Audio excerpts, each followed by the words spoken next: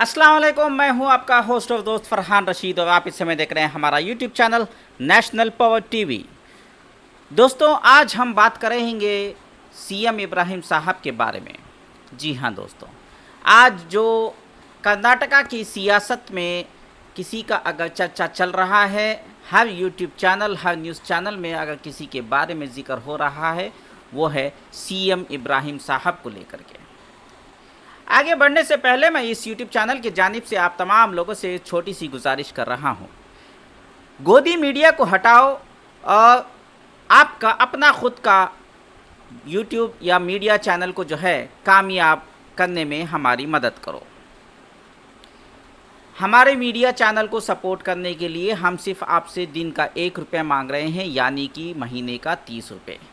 तो हमारा गूगल पे और फ़ोनपे का नंबर नोट करिएगा 9880324059। जी हाँ दोस्तों, हम महीने का 30 रुपये आपसे मांग रहे हैं सपोर्ट के तौर पे, ताकि हम गोदी मीडिया के हर एक फेक न्यूज़ को बहिष्कार कर सकें। उसका फेक न्यूज़ का जो है हम इसी यूट्यूब चैनल में जो है आपके सामने खुलासा कर सकें। चलिए अभी आगे बढ़ते हैं कर्नाटका की सियासत की तरफ। सीएम इब्राहिम साहब कौन है? सीएम इब्राहिम साहब एट प्रेजेंट वो जो है जनता दल सेक्युलर यानी कि जेडीएस के कर्नाटका के सदर हैं, यानी कि प्रेसिडेंट हैं। जनता दल में आने से पहले सीएम इब्राहिम साहब जो है एमएलसी थे, कांग्रेस पार्टी में थे, और कांग्रेस से पहले वो जनता दल सेक्युलर में थे, जनता दल सेक्युलर से पहले वो जनता दल में थे। बहुत सारी इनकी हिस्ट्री है, लेकिन हाल ही में जो है वो किसी कंट्रोवर्सी में फंसे हुए हैं। हालांकि वो जो है गुजरी की ट्रेन में इंजन लेकर तो आए, कांग्रेस से निकल के जो है एमएलसी की जो है 4 साल उनके पास थे, लेकिन फिर भी उन्होंने उसको रिज़ाइन करते हुए उस जो है पोस्ट को ठुकराते हुए कौम के लिए जनता दल सेक्युलर में ज्वाइन हुए। जनता दल में ज्वाइन होने के बाद वो वहाँ के सदर बने और कुछ अच्छा नहीं हुआ। ये हम जो है शायद गलत फहमी में जी रहे हैं। इस बार माहौल कर्नाटका की सियासत में बहुत ख़राब था। पिछला जो रीसेंट इलेक्शन हुआ था, असेंबली इलेक्शंस, उसमें सीएम इब्राहिम साहब ने बहुत बड़ा किरदार निभाया था। इसके बावजूद जो है जनता दल सेक्युलर मुसलमानों की वोट बैंक को एनकैश करने में नाकामयाबी हासिल की है। ऐसा कह भी सकते हैं या नहीं भी कह सकते हैं, क्योंकि अगर हासन की बात करें, एचएस प्रकाश के बेटे स्वरूप को हासन डिस्ट्रिक्ट में अगर एमएलए बनाने में किसी ने अगर ताउन किया है तो वो हम मुसलमान हैं। मुसलमानों ने जनता दल को हमेशा से जो है हाथ पकड़ा है, उनका साथ दिया है।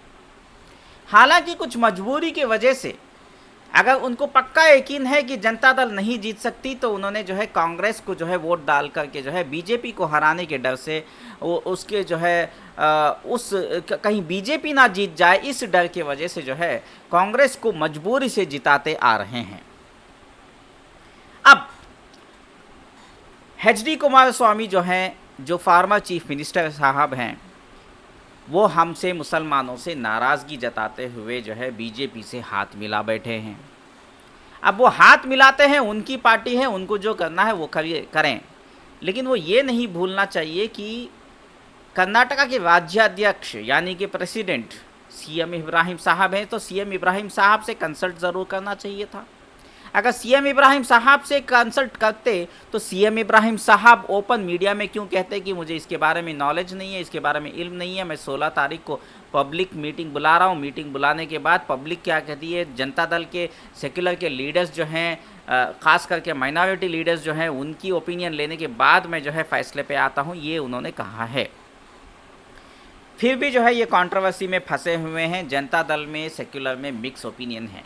चंद माइनॉरिटी के लीडर्स सीएम इब्राहिम साहब को गालियां देते हुए, उनके ऊपर इल्ज़ाम लगाते हुए दिखाई देते हैं, और चंद माइनॉरिटी के लीडर्स सीएम इब्राहिम साहब का सपोर्ट में खड़े हुए हैं, और तो चंद जनता दल के सेक्युलर माइनॉरिटी लीडर्स जो हैं कांग्रेस में जाके हाथ मिला लिए हैं। अब उनका पर्सनल मामला है, वो जनता दल से निकल के कांग्रेस में जाते हैं या किसी अन्य पार्टी में जाते हैं, सीएम इब्राहिम साहब का सपोर्ट करते हैं या क्या करते हैं, वो अलग मसला है। लेकिन हकीकत यह है कि सीएम इब्राहिम साहब ने जो कुर्बानी दी है, एमएलसी की सीट कुर्बानी देकर के जनता दल में ज्वाइन हुए, उसके बाद उन्होंने जो मेहनत किया उसको कोई नहीं देख रहा है।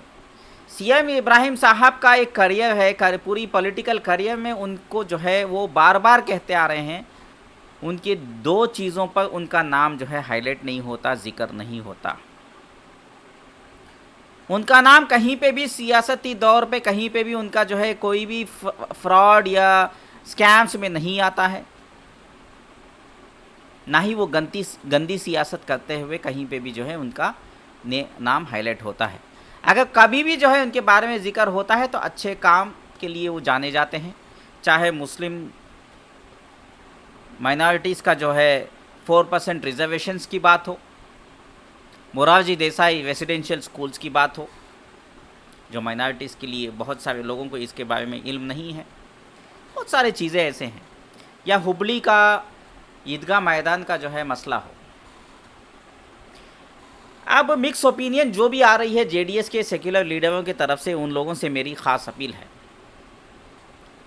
आने वाले 16 अक्टूबर 2023 को सीएम इब्राहिम साहब जो है मीटिंग बुलाए हैं, वो सही है गलत है वो बाद में फ़ैसला करिएगा, लेकिन उनकी मीटिंग में शामिल होइए और अपना आपकी जो शिकायत है उनके पास लेकर जाइए, क्योंकि वो आपके सदर हैं, आपके प्रेसिडेंट हैं। अब बाहर बैठ के आप अगर बाइकआउट करना चाहते हैं सीएम इब्राहिम साहब को, ये आपकी बहुत बड़ी भूल होगी और बहुत बड़ी गलती होगी। अगर वाकई में आप कौम के लिए काम करना चाहते हैं, मुसलमानों की माइनॉरिटीज़ की मदद करना चाहते हैं, आपको अगर कौम का दर्द है, आप वाकई में ये चाहते हैं कि बीजेपी के साथ जेडीएस ना मिले, तो जेडीएस के प्रेसिडेंट जिसके पास कलम है, जिसके पास पेन पावर है, उनका साथ दीजिए, उनसे जाकर के बात करिए, उनसे बात करके मुलाकात करके उनको अपने बारे में बताइए कि आप क्या चाहते हो। वो तो सदर हैं, वो तो प्रेसिडेंट हैं। आपकी बात अगर वो नहीं मानेंगे तो सीएम इब्राहिम साहब के ऊपर आपको उंगली उठाने का पूरा अधिकार है, वरना आप ये अधिकार खो बैठोगे, क्योंकि आप बाइकआउट कर रहे हो। आप उनके पास फरियाद लेके नहीं जाओगे, कंप्लेंट नहीं लेके जाओगे, फीडबैक नहीं दोगे, तो वो क्या करेंगे? वो तो यही समझेंगे आप लोग जो है बीजेपी के साथ हाथ मिलाने के लिए तैयार हैं। आप जाइए, उनसे मिलिए और मुलाकात करिए। मैं उन लोगों को वह सवाल पूछना चाहता हूं जो लोग डिस्करेज कर रहे हैं सीएम इब्राहिम साहब की मीटिंग में जाने के लिए। भाई, आप कौम की खिदमत करना चाहते हैं या नहीं? कौम की मदद करना चाहते हैं या नहीं? वाकई में आप कौम के लिए खड़े हैं या नहीं? अभी फ़िलहाल ही में ज़फ़रुल्लाह खान साहब ने एक स्टेटमेंट दिया, हालांकि वो कह रहे थे कि वो जेडीएस के वफ़ादार हैं। आप जेडीएस के वफ़ादार रहिए। अगर जेडीएस के वफ़ादार हैं तो जेडीएस के प्रेसिडेंट के वफ़ादार भी होना ज़रूरी है। वो ये तो नहीं कह रहे कि आप बीजेपी से हाथ मत मिलाओ, वो ये भी नहीं कह रहे कि बीजेपी से हाथ मत मिलाओ। वो ये कह रहे हैं कि पहले आके बात करो, आप क्या कहना चाहते हो, वो आपके जो भी चीज़ें हैं वो सामने रखो। रखने के बाद वो फैसला करेंगे। अगर उनको सही लगता है तो आगे बढ़ेंगे आप लोगों के साथ, अगर आप लोग साथ नहीं हैं तो वो पीछे हट जाएंगे। बिल्कुल साफ है, क्योंकि वो जेडीएस के राज्याध्यक्ष हैं, यानी कि प्रेसिडेंट हैं। तो आपको उनकी कुर्सी के लिए इज्जत देना चाहिए, ना कि सीएम इब्राहिम साहब को इज्जत देना है। प्रेसिडेंट का एक कुर्सी का एक वैल्यू होता है, उस वैल्यू को कदर करिए, उसको इज्जत दीजिए। जाइए, जब वो मीटिंग बुलाए हैं जाके बात करिए। फिर भी अगर वो आपकी फरियाद को नहीं सुनेंगे, आपकी फीडबैक को नहीं सुनेंगे, आप अपना फैसला ले लीजिएगा जो लेना है।